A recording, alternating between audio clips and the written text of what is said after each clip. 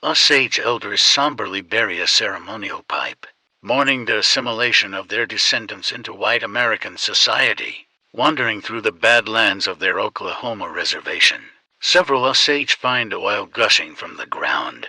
The tribe becomes fabulously wealthy after the exploitation of oil on their lands.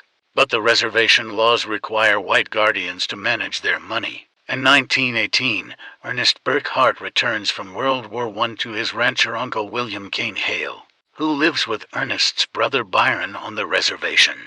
Hale poses as a friendly benefactor of the Osage people, speaking their language and bestowing gifts upon them. But he secretly schemes to murder them and steal their wealth. To facilitate his plan, he tells Ernest, who works as a cab driver, to pay special attention to Molly Kyle, an Osage whose family owns much of the Toil Headrights.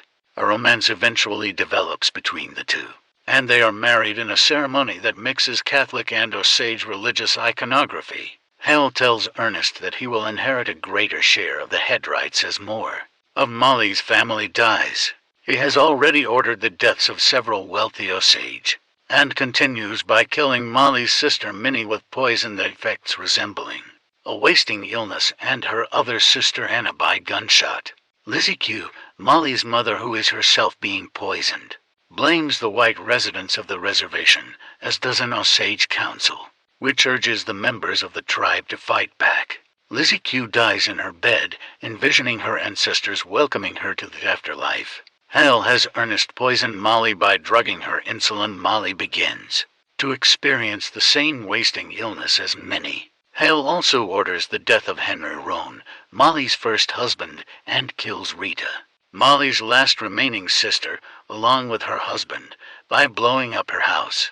Molly now owns all of her family's headrights. Upon her death, Ernest will take them himself. No outside help has yet materialized. A representative of the Osage Nation seeking to lobby Congress is murdered in Washington, D.C., and a private detective, William J.